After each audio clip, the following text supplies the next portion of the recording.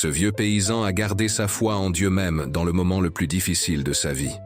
La petite bourgade de Saint-Vincent-du-Val gardait en elle le secret du temps.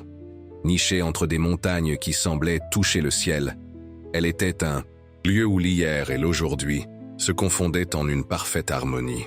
Au lever du soleil, des teintes dorées illuminaient les modestes maisons de pierre et de torchis, tandis que le vent murmurait d'anciennes histoires à travers les feuillages des arbres centenaires.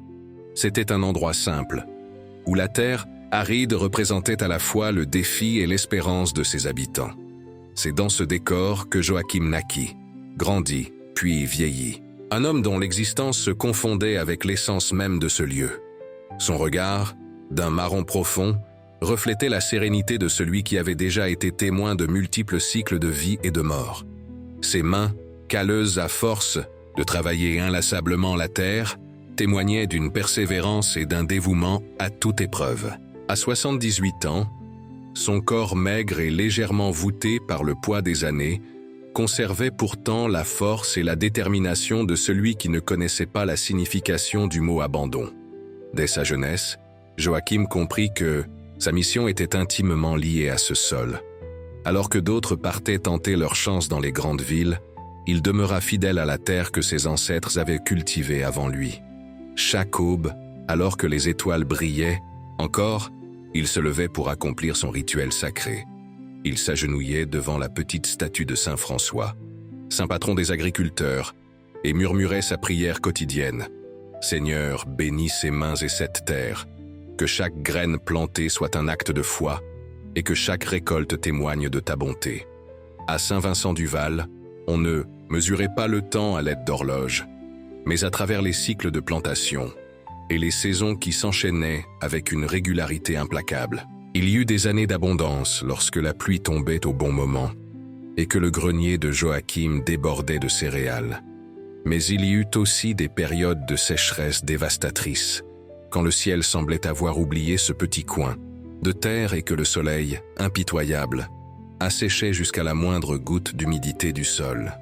C'est durant l'une de ces sécheresses, sans doute la plus sévère que la région ait jamais connue, que la vraie nature de la foi de Joachim se révéla. 2 années entières s'étaient écoulées sans une pluie digne de ce nom. Les ruisseaux étaient à sec, n'étant plus que des cicatrices creusées dans le paysage. Les puits ne laissaient couler qu'un filet d'eau boueuse. Les cultures, autrefois vertes et luxuriantes, n'étaient plus qu'une étendue de terre craquelée et infertile. Les habitants de la bourgade se mirent à quitter leurs maisons. Des familles entières partaient en triste caravane, emportant avec elles le peu qu'elles avaient pu sauver. « Venez avec nous, monsieur Joachim », le suppliaient les voisins. « Cette terre n'a plus rien à nous offrir. Ici, il n'y a plus que la mort. » Mais Joachim, un sourire serein sur ses lèvres desséchées, refusait poliment. « La foi n'est pas faite pour les jours d'abondance », disait-il d'une voix faible, mais d'une conviction inébranlable. « La foi est pour les moments où tout semble perdu. C'est quand le monde affirme que tout est fini qu'il faut croire que ce n'est que le commencement. » Ainsi, tandis que les autres quittèrent le village, Joachim restait. Chaque matin, bien avant que le soleil ne se lève, il se rendait dans son petit champ, désormais réduit à un désert miniature. Avec ses outils usés par le labeur, il retournait la terre asséchée, comme s'il s'attendait à ce que la pluie tombe d'une minute à l'autre. De ses gestes précis, toujours les mêmes, il plantait les graines qu'il avait gardées, les recouvrant de terre et d'une foi inébranlable. Les rares personnes qui avaient décidé de rester observaient cette scène avec un mélange de compassion et d'incrédulité. Pour elles, Joachim avait perdu la raison. Quel genre d'homme sème dans une terre sèche? Quel fou espère récolter là où il n'y a plus de vie? C'est l'âge, se murmurait-elle. Le vieux Joachim ne voit plus la réalité, telle qu'elle est. Elle ne comprenait pas que, pour Joachim, la réalité n'était pas limitée à ce que ses yeux pouvaient percevoir. Son regard allait au-delà de la surface aride. Il voyait, avec les yeux de l'âme, ce qui pourrait advenir. Chaque mouvement de ses mains, lorsqu'il plantait, était une déclaration silencieuse de foi. Une affirmation que, même dans la plus profonde obscurité, on peut croire à la lumière. Les semaines devinrent des mois, et la situation ne fit qu'empirer. Le vent chaud et sec soulevait des nuages de poussière qui rendaient l'air presque irrespirable. Les derniers animaux du village dépérissaient, incapables de trouver ni nourriture ni eau. Les rares habitants restants commençaient à tomber malades, victimes de la faim et de la soif. Une nuit particulièrement oppressante, lorsque le ciel paraissait plus lointain et indifférent que jamais, Joachim s'agenouilla dans son champ. Les étoiles brillaient d'une froideur cruelle, témoin silencieuse de son agonie. Ses larmes, rares et précieuses dans un corps déjà si déshydraté, tombèrent sur la terre stérile. Mais au lieu de désespoir ou de renoncement, ses paroles furent emplies d'une dévotion absolue. « Seigneur, je sais que tu m'entends, même lorsque les cieux semblent muets. Je sais que tu me vois, même quand les ténèbres semblent impénétrables. Je ne te demande pas de faire tomber la pluie pour moi, mais pour cette terre qui souffre tant. Je ne te demande pas une récolte pour mes besoins, mais pour la vie qui refuse d'abandonner ce lieu. Si ta volonté est que je périsse sur ce sol, qu'il en soit ainsi. Mais tant qu'un souffle de vie habitera mon corps, je continuerai à semer. Car croire, quand tout indique le contraire, est l'ultime acte de foi. » Ce que Joachim ignorait, c'est que ces paroles, chargées d'une émotion si pure et sincère, avaient été entendues non seulement par une oreille divine, mais aussi par une oreille bien humaine. Caché dans l'ombre des arbres desséchés, un homme observait la scène avec un vif intérêt. Maître Anselme, comme on l'appelait dans les environs, était une figure auréolée de mystère et de respect. Personne ne connaissait son âge exact. Certains disaient qu'il avait déjà dépassé le siècle, mais tous reconnaissaient en lui une sagesse qui dépassait l'entendement commun. Maître Anselme avait voyagé à travers des contrées lointaines, étudié auprès de sages de diverses traditions et, selon les rumeurs, percé des secrets que la plupart des hommes ne pouvaient saisir. Il revenait désormais dans la région où il avait grandi, guidé par des pressentiments et des rêves récurrents, le ramenant à Saint-Vincent-du-Val. Le lendemain matin, alors que Joachim travaillait dans son champ, Maître Anselme s'approcha sans bruit. « De bien beaux germes que vous avez là », lança-t-il en désignant ce sol pourtant sec et apparemment stérile. Joachim leva les yeux, surpris de cette présence inattendue. Il y avait dans le regard de cet étranger une sérénité immédiate. « Ils n'ont pas encore poussé », répondit-il simplement. « Mais ils pousseront. » Maître Anselme sourit, un sourire qui semblait porter en lui le savoir de toutes les époques. « Ils ont déjà poussé, mon ami. Vous ne les voyez pas encore, mais ils sont là, grandissant dans la dimension de la foi, avant de se manifester dans le monde physique. » Ces mots touchèrent Joachim d'une façon qu'il ne pouvait expliquer. C'était comme si enfin quelqu'un comprenait le langage de son cœur. « Qui êtes-vous » demanda-t-il, sa curiosité véritablement éveillée. « Je suis quelqu'un qui, comme vous, a découvert que la réalité visible n'est qu'une partie infime de ce qui existe vraiment, » répondit Maître Anselme. « J'ai observé votre dévotion la nuit dernière, j'ai vu vos larmes tomber sur cette terre, et j'ai reconnu en vous quelque chose de rare de nos jours, un homme dont la foi ne dépend pas de résultats immédiats, mais qui croit pour la simple joie de croire. » Dans les jours qui suivirent, une profonde amitié se tissa entre les deux hommes. Maître Anselme, avec son bagage de connaissances et d'expérience, trouvait chez Joachim une simplicité et une pureté de cœur qui le fascinaient. Et Joachim, de son côté, découvrait en Maître Anselme un interlocuteur capable de comprendre et de verbaliser ce qu'il avait toujours ressenti de manière intuitive. La foi, expliquait Maître Anselme au cours de leur longue conversation, à l'ombre d'un olivier presque dépourvu de feuilles, ce n'est pas la certitude que Dieu fera ce que nous voulons. C'est la conviction que, quoi qu'il arrive, nous sommes en accord avec un but plus vaste. C'est comprendre que nous faisons partie d'une tapisserie cosmique où chaque fil, aussi insignifiant qu'il paraisse, a sa place dans le tableau final. Joachim approuvait, reconnaissant dans ses paroles l'essence même de sa propre expérience. « Quand je sème, partageait-il, je ne me contente pas de déposer des graines dans la terre. Je participe à un miracle.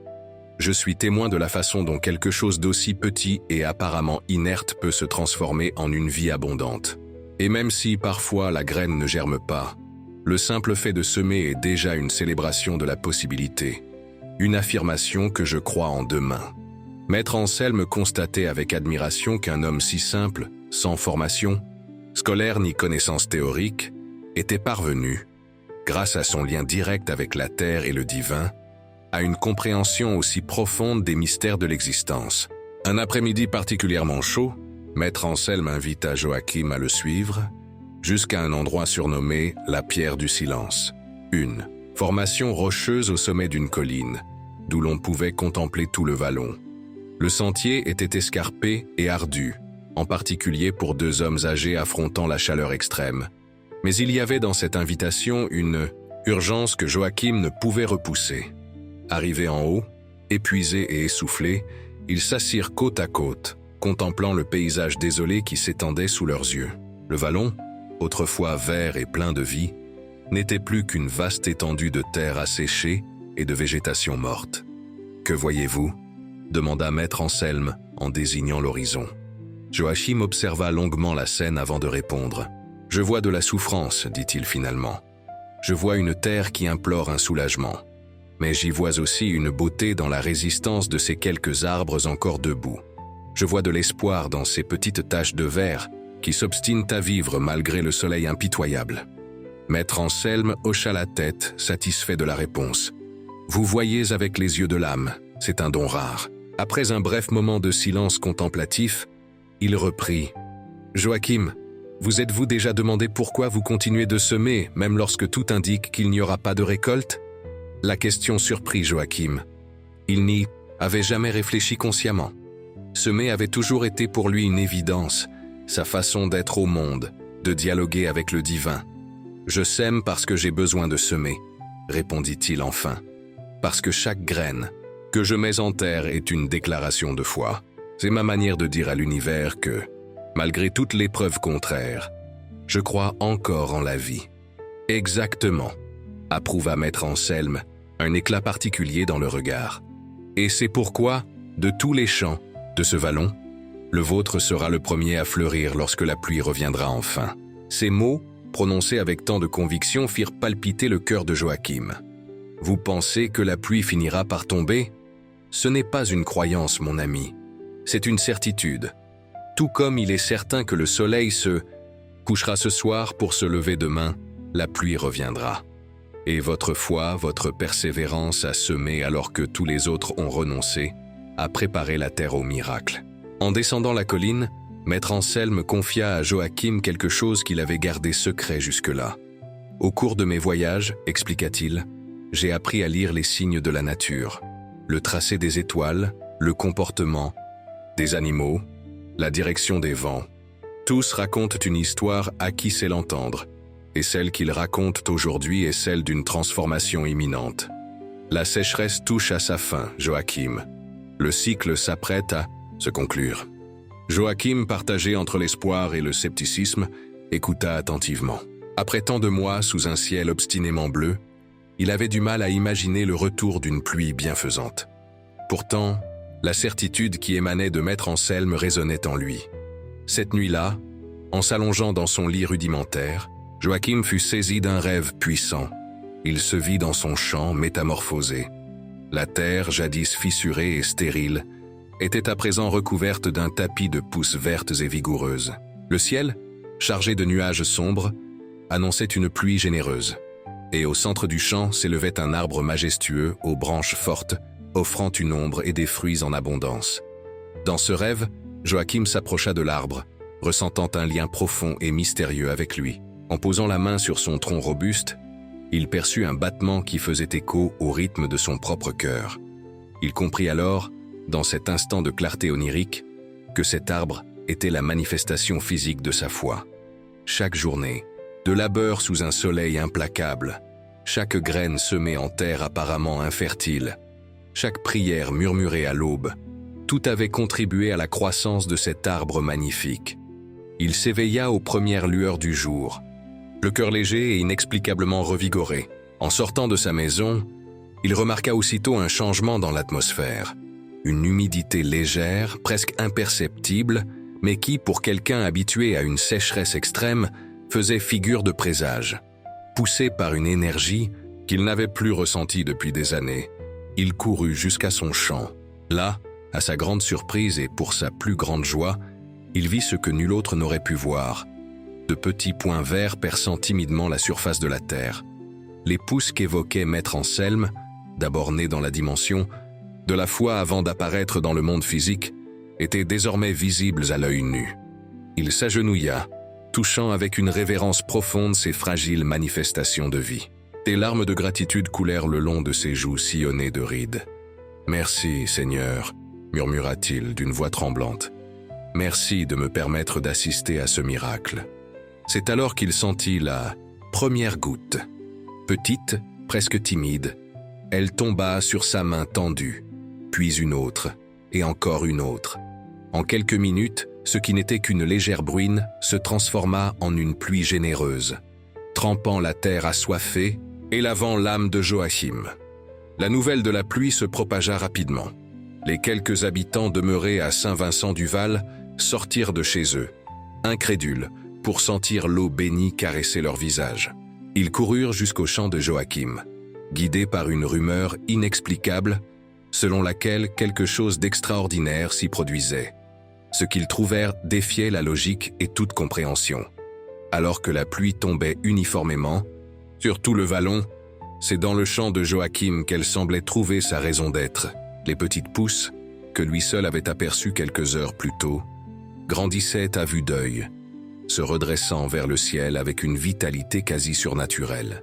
Et, au centre du champ, tel que dans son rêve, se dressait un arbre. Non pas un arbre quelconque, mais une espèce que personne n'avait jamais observée dans la région. Son tronc solide, son feuillage d'un vert profond, défiait les lois de la nature. C'était comme si des années de croissance étaient condensées en quelques minutes à peine. Les habitants, stupéfaits, assistaient à ce spectacle de métamorphose et de renaissance. Certains tombaient à genoux, saisis d'un profond sentiment de révérence face à l'inexplicable. D'autres pleuraient à chaudes larmes, conscients de vivre un événement qui dépassait l'entendement humain. Maître Anselme, qui observait la scène à distance, souriait paisiblement. Il avait rempli sa mission en reconnaissant chez Joachim ce que d'aucuns appelleraient un gardien de la foi, quelqu'un dont la croyance est si pure et si inébranlable qu'elle peut, littéralement, influer sur le cours de la réalité. Dans les jours qui suivirent, la transformation de Saint-Vincent-du-Val fut totale. La pluie, qui tomba sans, discontinuée pendant 3 jours, rendit à la région sa vitalité perdue. Les ruisseaux retrouvèrent leur lit, les puits se remplirent à nouveau, et la végétation renaquit avec une vigueur étonnante. Les familles parties revinrent, attirées par les récits d'un vallon désormais florissant. Mais le véritable miracle, celui qui ramena réellement les gens, n'était pas seulement la pluie ni le renouveau de la terre, c'était l'histoire de Joachim, le vieux paysan qui n'avait jamais cessé de croire. Sa détermination à semer alors que tous avaient abandonné devint une légende qui s'étendit bien au-delà des frontières du vallon. Et l'arbre extraordinaire poussé, dans son champ, qui continuait de croître avec une force incroyable, se transforma en symbole et en lieu de pèlerinage. Des gens de tous âges et de toutes conditions vinrent le contempler, toucher son tronc et ressentir l'énergie singulière qui s'en dégageait. Beaucoup y trouvèrent une forme de guérison, un renouveau spirituel, une paix profonde qu'ils n'avaient jamais éprouvée. Joachim, toujours aussi humble, ne réclamait aucun mérite pour ce qui était arrivé. « Ce n'est pas moi », disait-il à ceux qui venaient le remercier. « C'est la foi. C'est le fait de croire alors que tout laisse penser le contraire. C'est faire confiance à l'invisible, même quand le visible nous retire tout espoir. » À mesure que l'histoire se répandait, Saint-Vincent-du-Val, jadis un lieu oublié, se transforma en un centre de renouveau et d'espérance. Des gens de toutes parts, vivant leur propre sécheresse, réelles ou symboliques, venaient puiser une inspiration dans le récit du vieux paysan et de son arbre miraculeux. Joachim, animé d'une vitalité nouvelle, consacrait ses journées à partager son expérience. Assis à l'ombre du grand arbre, il racontait inlassablement son parcours, insistant sur le fait que le vrai miracle ne tenait pas à l'arbre en lui-même, mais à la foi qui lui avait donné vie. La foi, expliquait-il de sa voix posée, ce n'est pas une chose qu'on peut toucher ou mesurer. C'est une force qui jaillit de l'intérieur, à l'instant précis où l'on décide, envers et contre tout, que l'impossible n'est qu'une opinion, pas un fait. Maître Anselme, resté au village après le miracle, complétait cet enseignement de sa propre sagesse. Chacun de nous porte en soi la graine d'un miracle. Ce qui détermine si cette graine germera ou restera en sommeil, c'est la quantité de fois que nous lui offrons, jour après jour. Ainsi, à travers l'histoire d'un homme simple qui refusa de baisser les bras, nombre d'autres trouvèrent la force d'affronter leur propre combat. La leçon de Joachim, selon laquelle la véritable force ne consiste pas à fuir les tempêtes, mais à apprendre à danser sous la pluie, résonnait dans le cœur de tous ceux qui entendaient son récit. L'arbre qui s'épanouissait dans son champ, et que beaucoup surnommèrent l'arbre de la foi, continua de grandir et de fleurir, suivant un cycle de vie semblant ignorer les saisons habituelles. Même sous les hivers les plus rigoureux, ses feuilles demeuraient vertes et vives, rappelant à chacun que, pour la foi authentique, il n'existe pas de saison défavorable. Quand, des années plus tard, Joachim ferma finalement les yeux pour son dernier sommeil, on demanda à l'enterrer au pied de cet arbre. Au moment précis où son corps rejoignit cette terre qu'il avait tant aimée, un phénomène surprenant se produisit. Des centaines de petites graines se détachèrent de l'arbre de la foi, emportées par le vent dans toutes les directions du vallon. Les années qui suivirent virent apparaître de nouveaux arbres, identiques à l'original, à différents endroits de Saint-Vincent-du-Val. Chacun marquait le point où l'une de ces graines avait trouvé une terre propice. Et auprès de chaque arbre naissait une légende. L'histoire du vieux paysan dont la foi inaltérable avait redonné vie à un vallon moribond et insufflé l'espérance dans de multiples existences. C'est ainsi que l'enseignement de Joachim lui survécut, se perpétuant à travers les nombreux arbres qui ponctuaient désormais le paysage et, plus encore, dans le cœur de ceux qui continuaient de puiser dans son histoire une source d'inspiration. Une histoire qui, au fond, témoignait du pouvoir transformateur de la foi, non comme un concept abstrait ou une doctrine, mais comme une force vivante et agissante, capable de faire éclore la beauté là où ne régnait que désolation et désespoir. Parmi les nombreux visiteurs venus entendre l'histoire de Joachim, il y eut un jeune homme nommé Michel. Contrairement à la plupart des pèlerins, Michel ne recherchait pas un remède à une maladie ni une solution à des problèmes matériels. Ce qui le rongeait, c'était un doute profond, une crise de foi qui le consumait telle une maladie insidieuse. Il avait grandi dans une famille de fortes traditions religieuses, mais ses études en ville et les désillusions de la vie adulte avaient érodé ses croyances, laissant place à un vide qu'aucune philosophie ne parvenait à combler. Michel arriva à Saint-Vincent-du-Val un après-midi d'automne, lorsque les feuilles des arbres ordinaires tombaient dans une danse dorée, tandis que les arbres de la foi demeuraient fièrement verts, insensibles aux saisons. Il observait, d'un œil sceptique, les groupes de visiteurs qui touchaient les troncs avec vénération. Certains en pleurs, d'autres priant à voix basse. Comment peuvent-ils croire aussi aisément ? Se demandait-il, préférant rester à l'écart de ce qu'il considérait comme une naïveté collective. Pourtant, quelque chose le retenait là, une curiosité au-delà de toute logique, un appel que son esprit rationnel ne pouvait expliquer. C'est au cours de sa 3e nuit au village qu'il fit une rencontre décisive. Se promenant seul à la lueur de la lune, il s'éloigna du bourg et se retrouva devant l'arbre originel, celui qui avait poussé dans le champ de Joachim et sous lequel on l'avait enterré. Contrairement aux autres, cet arbre émettait une lueur discrète, presque imperceptible pour des yeux inattentifs, mais que Michel, à l'affût, saisit immédiatement. Il s'assit au pied de l'arbre, s'appuyant contre son tronc imposant. C'est alors qu'une sensation étrange l'envahit, une paix qui surpassait tout ce qu'il avait connu jusque-là, une connexion profonde avec quelque chose de plus vaste que lui-même.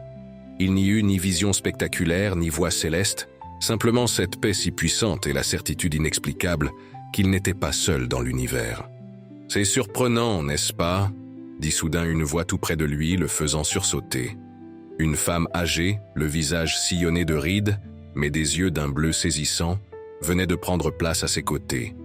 Comme quelque chose d'aussi simple que de s'asseoir sous un arbre peut bouleverser notre perception du monde. « Mais qui êtes-vous » demanda Michel, troublé par cette apparition inattendue. Je m'appelle Clara. J'ai été l'une des dernières personnes à parler à Joachim avant son départ, répondit-elle d'un sourire doux. Il m'a parlé de vous. Michel fronça les sourcils. Comment aurait-il pu? Nous ne nous sommes jamais rencontrés. Il est décédé bien avant mon arrivée. Clara laissa échapper un léger rire, cristallin comme celui de petite clochette. Joachim avait un don particulier. Ce n'était pas de la clairvoyance comme certains le prétendent. C'était plus profond. Une connexion avec le réseau invisible qui relie tous les êtres. Un jour, un jeune homme viendra, m'a-t-il dit. Il portera autant de doutes que j'ai semé de graines. Il cherchera des preuves, mais ce qu'il trouvera sera infiniment plus précieux. La capacité de croire sans avoir besoin de voir. Ces paroles frappèrent en Michel comme des ondes successives, résonnant en lui avec force. « Je ne sais pas si je peux croire en tout ça », murmura-t-il plus pour lui-même que pour Clara. « Et vous ? » ?»« N'en avez pas besoin, » répondit-elle simplement. « La foi ne s'impose pas à coups d'arguments ou de démonstrations. C'est une graine qui, semée au moment opportun, pousse à son propre rythme, nourrie par nos expériences de vie et nos choix. » Ils passèrent la nuit entière à converser sous l'arbre de la foi.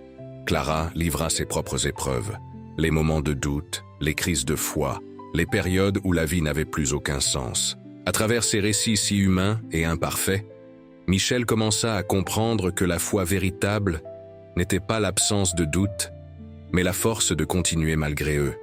Joachim répétait souvent, expliqua Clara alors que l'aube teintait déjà le ciel de reflets dorés, que la foi n'est pas un havre où l'on se cache des tempêtes de la vie, mais le bateau qui nous permet de naviguer à travers elles. Même si on ne peut pas maîtriser le vent, on peut toujours ajuster ses voiles. Quand Michel quitta finalement Saint-Vincent-du-Val, une semaine plus tard, il n'emportait pas de réponse définitive à toutes ces interrogations. Il avait cependant trouvé quelque chose de bien plus précieux, la conscience que la quête spirituelle n'est pas une route droite et bien balisée, mais un chemin sinueux où chaque détour, chaque obstacle, chaque instant d'obscurité a autant de valeur que les moments de clarté. Des années plus tard, lorsque Michel revint au village avec son épouse et leurs 2 jeunes enfants, il était devenu écrivain. Son premier livre, Semeur d'espérance, l'histoire du paysan qui réinventa un vallon, avait déjà touché des milliers de lecteurs à travers le monde. Il se rendit de nouveau à l'arbre originel, plus majestueux encore, dont les branches semblaient en vouloir embrasser le ciel.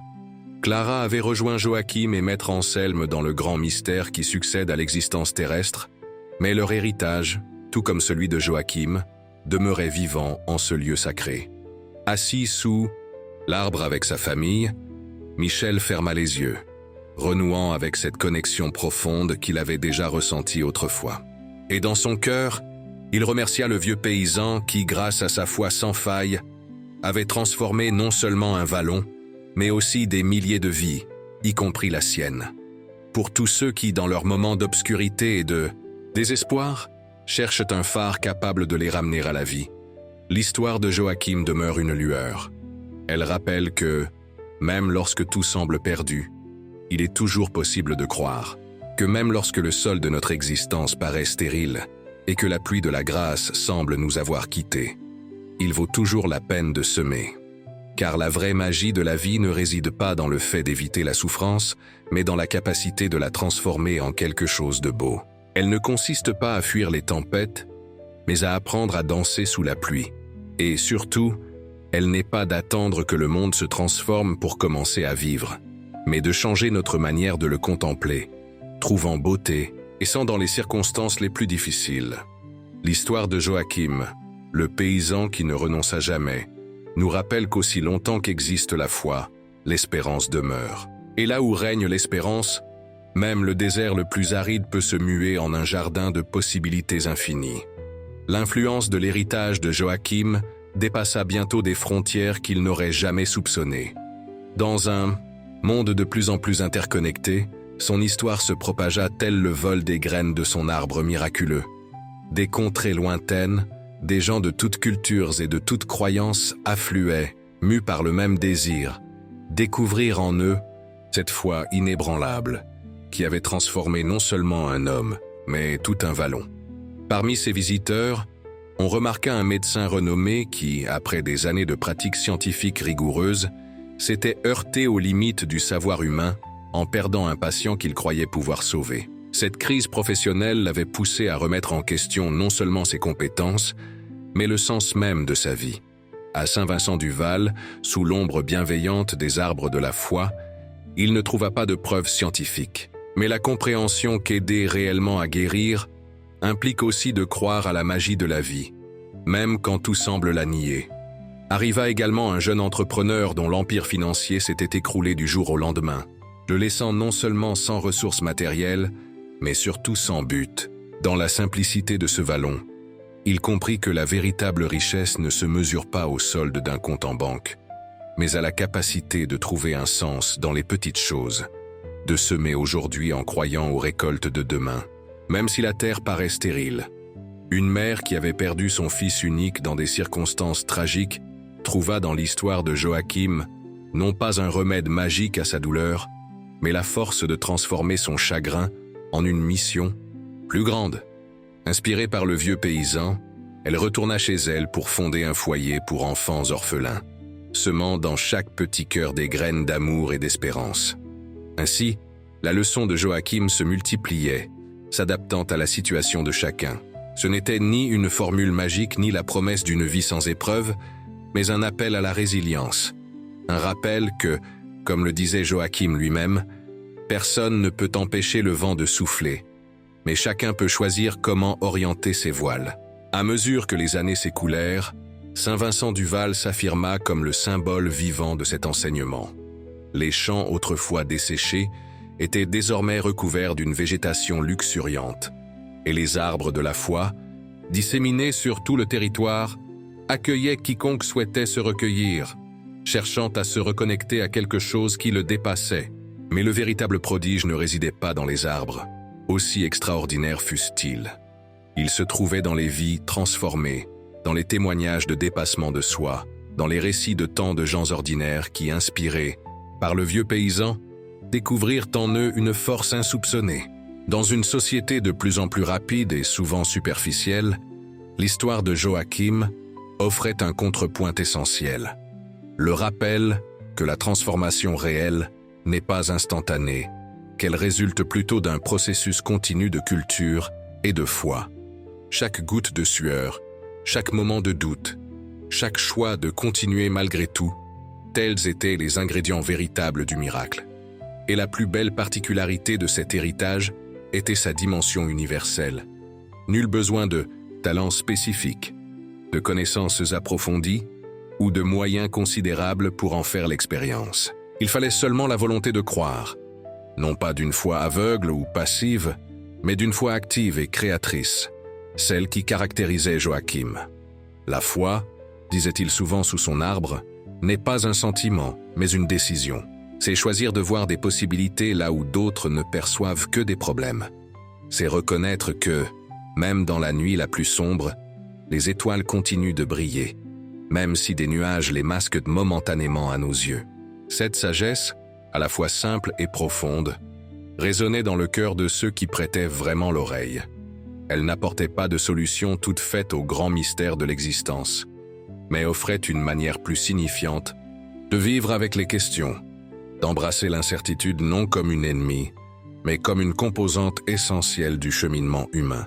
Et c'est peut-être là l'invitation que nous lance encore aujourd'hui l'histoire de Joachim.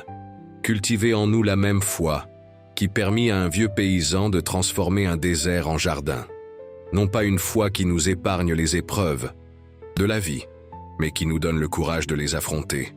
Non pas une foi qui nie les doutes, mais qui nous apprend à vivre avec eux sans perdre l'espérance. Non pas une foi qui promet des routes sans embûches, mais qui nous montre comment faire de chaque pierre un marchepied vers notre évolution. Car, en fin de compte, ce ne sont pas les circonstances extérieures qui déterminent notre destin, mais la façon dont nous y répondons. Et, comme l'a démontré Joachim par sa vie simple et pourtant si extraordinaire, la réponse la plus puissante aux adversités est de continuer à semer, continuer à croire, continuer à avancer, même si, aux yeux du monde, rien ne justifie cet acte de confiance.